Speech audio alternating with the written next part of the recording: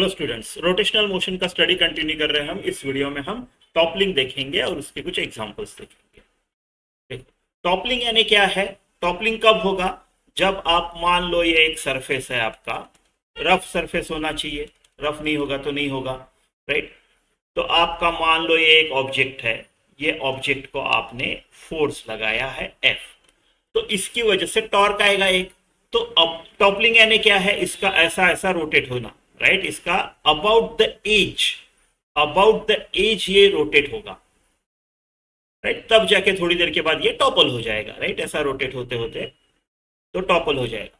इसके क्या क्या फोर्सेस आते हैं? एक तो आपका फ्रिक्शन आता है, आप फोर्स ऐसा लगा रहे हो तो फ्रिक्शन ऐसा आएगा, है ना? आपका एक mg आएगा, राइट? mg आएगा।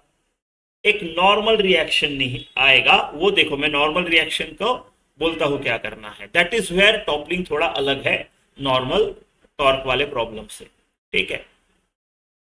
ठीक है, ऐसा आएगा, mg आएगा, f आएगा, ये आएगा। मान लो इसका डिस्टेंस जो है वो x है और मान लो इसकी जो साइड है वो a है। तो सिंपल ये है, आपका जो फोर्स का टॉर्क है, force into x, right? Perpendicular distance about edge, right? Force into x, ये हो गया torque about edge of force. This should be greater than, right? This should be greater than, minimum के case में आप equal to बोलोगे, then mg का torque, mg into ये a/2 होगा, r परपेंडिकुलर है ना, a/2 ऐसा होना चाहिए। तो अबाउट एज रोटेट होगा, torque about edge should be, अगर आप ये वाला पॉजिटिव पकड़ोगे तो ग्रेटर देन जीरो, है ना? एफ वाला पॉजिटिव पकड़ोगे तो ग्रेटर देन जीरो ऐसा होना चाहिए, है ना?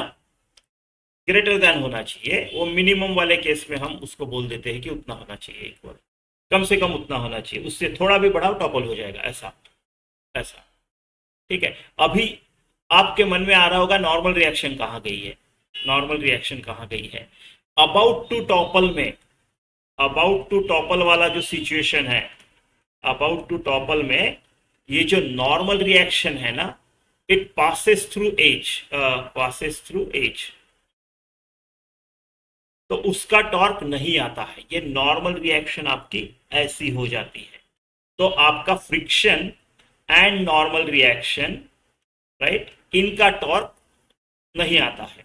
Torque due to this two is equal to zero, क्योंकि they are passing through the edge, right? और आपने टॉर्क अबाउट एज लिया है तो जीरो आता। अब ये होता क्यों है, राइट?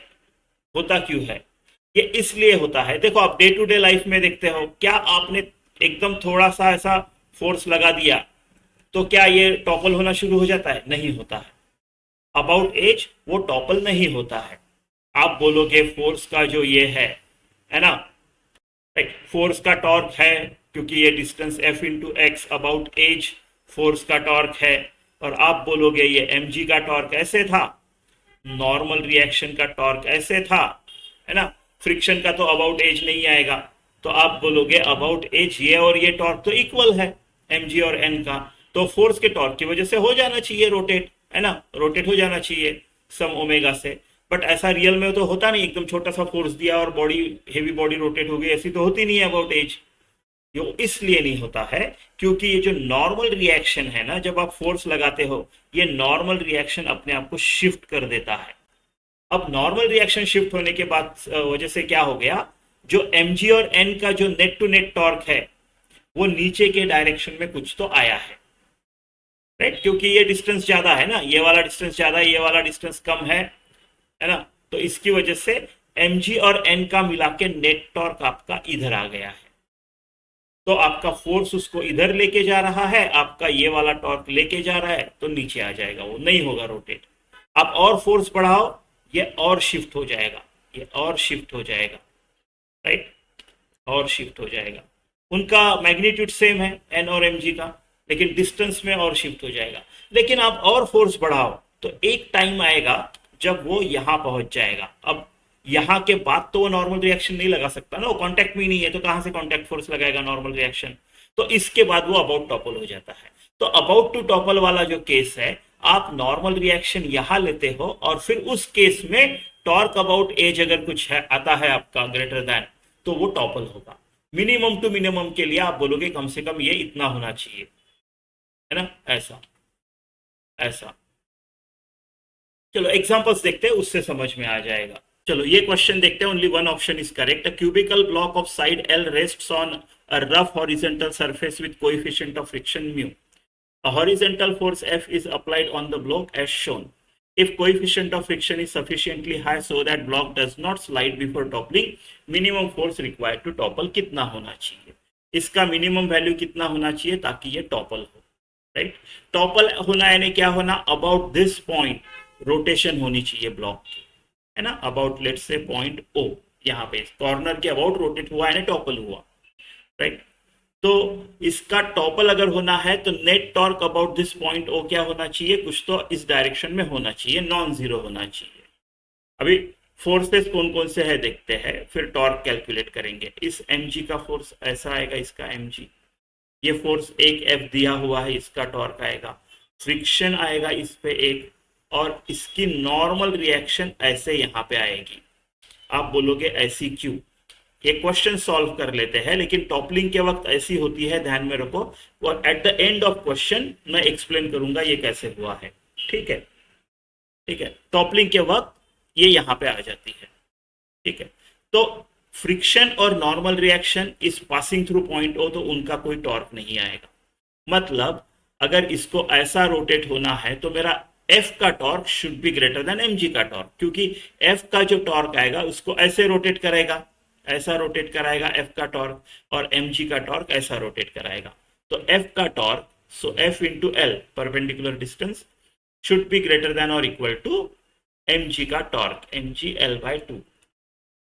तो F जो है मिनिमम कम से कम mg बाय 2 होना चाहिए, राइट? ऑप्शन 1। अब मैंने बोला था option C, sorry option C, मैंने बोला था कि ये n यहां क्यों आता है। देखो, राइट, आप रियल लाइफ में देखते हो, अगर कोई ब्लॉक है ऐसा, आप क्या उसको मिनिमल फोर्स लगाओगे तो वो टॉपल होगा? नहीं होता है, राइट? आपको एक लगाना पड़ता है।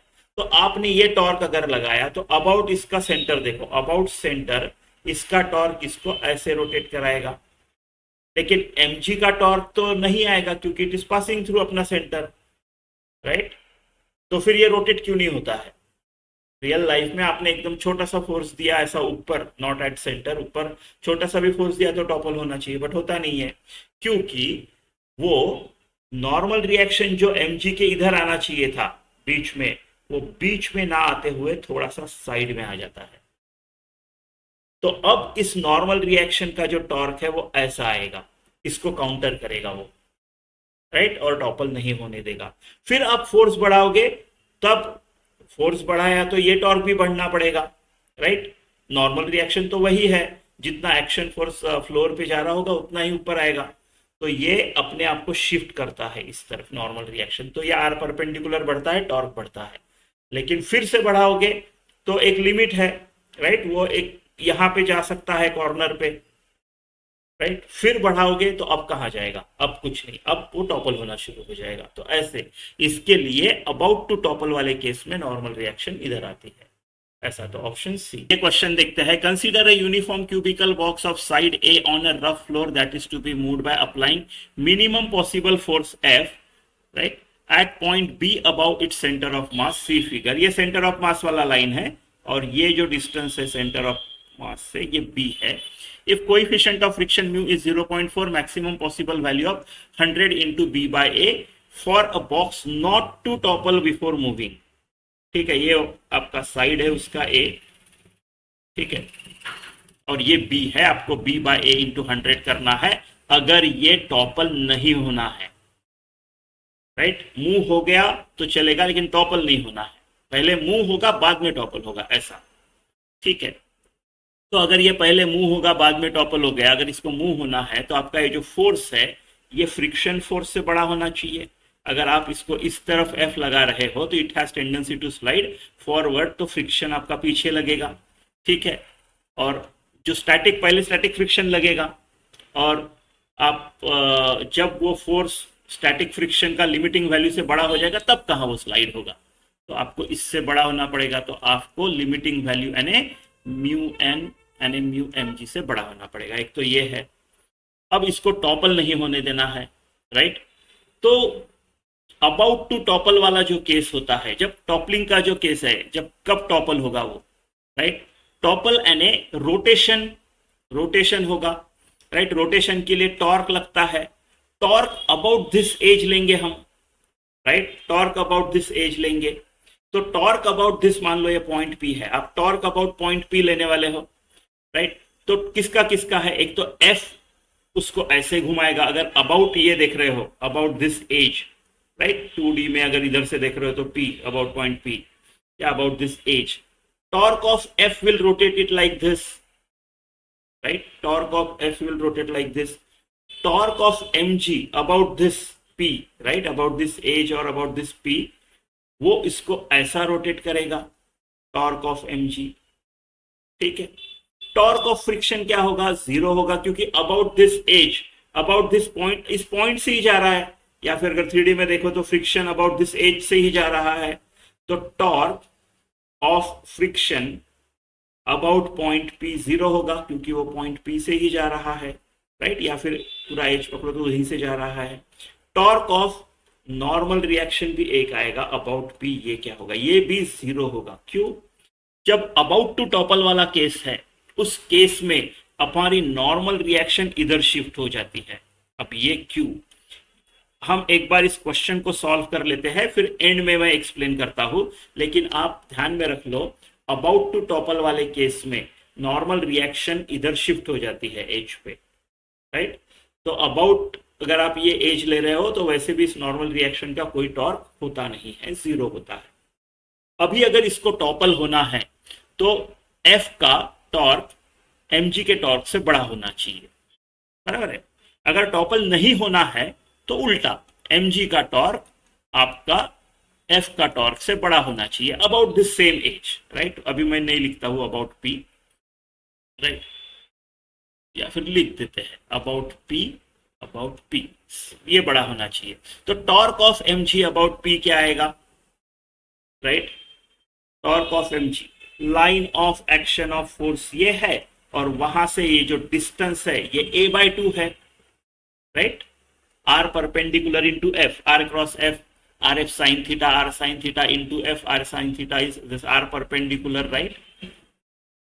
तो a/2 हो गया, राइट। तो मेरा mg into a/2, ये जो टॉर्क है, this has to be greater than torque of f about this edge. इस एज से ये डिस्टेंस कितना है, ये a/2 होगा प्लस b, राइट। तो f into a/2 plus b, ठीक है। तो आपका mg a/2 should be greater than f, कितना है, म्यू mg से बड़ा होना चाहिए। अगर आप मिनिमम लगा रहे हो, राइट, मिनिमम टू मिनिमम भी लगा रहे हो तो भी म्यू mg तो होना चाहिए, राइट। म्यू mg तो होना ही चाहिए। तो a plus 2b upon 2, right. तो ये 2 गया, ये mg गया, राइट, mg गया। तो अभी क्या बचा है यहाँ पे a बचा है, और यहाँ पे बचा है mu into a plus 2b, ऐसे कुछ तो बचा है। मुझे b/a निकालना है, राइट। तो ये म्यू 0.4 है, सो a is greater than 0.4a plus 0.8b, ऐसे हो जाएगा। तो इसको इस तरफ ले लेते हैं, तो 0.6a 1 minus 0.4 is greater than 0.8b। अपने को क्या चाहिए, b/a, तो इसको इस तरफ लेके जाते हैं। तो 0.8b is less than 0.6a, right. तो b 0.6 अपॉन 0.8, और ये इस तरफ। अभी मिनिमम पॉसिबल वैल्यू इसकी देखनी है, यानी कम से कम वो इक्वल होना चाहिए। तो b/a into 100 should be at least equal to ये 3/4 हो गया इंटू 100, यानी आपका आंसर आएगा 75। तो इसका आंसर है 75। ठीक है, तो मैंने बोला था क्वेश्चन के एंड में हम देखेंगे कि नॉर्मल रिएक्शन एच पे क्यों शिफ्ट हो जाती है, राइट। तो देखो ये आपका मान लो क्यूब था वो, राइट। ये फोर्स आपने इस तरफ लगाया, ये फ्रिक्शन इस तरफ लगा। अगर मैं अबाउट सेंटर ये देखूं कि क्या क्या फोर्स टॉर्क लग रहे हैं, तो एफ का लग रहा है, इसका लग रहा है, ये दोनों जो है ये दोनों इसको इस तरफ रोटेट कराने की कोशिश करेंगे, राइट। तो नेट टू नेट टॉर्क है, इसका mg इस तरफ लगेगा, राइट। इसका नॉर्मल रिएक्शन ये इसको ऐसे देगा, नॉर्मल रिएक्शन ऐसे लगेगा, ठीक है। नॉर्मल रिएक्शन mg तो ठीक है, इनिशियली खुद को संभाल रहे हैं, लेकिन देयर इज नेट टॉर्क। अभी आपने देखा है क्या, किसी चीज को एकदम थोड़ा सा धक्का दे दिया जाए, फोर्स और फ्रिक्शन अपोजिट लग गया तो वो टॉपल हो जाता है? नहीं, काफी लगाना पड़ेगा, right, depending on off course ये। बट किसी हेवी चीज को, हेवी ब्लॉक को टॉपल करने के लिए थोड़ा सा फोर्स काफी नहीं होता है, मतलब कोई तो है जो उल्टा टॉर्क लगा रहा है। कौन है यहाँ पे? अबाउट अगर सेंटर देखेंगे तो इन दोनों का टॉर्क तो जीरो आएगा, they are passing through the line, right.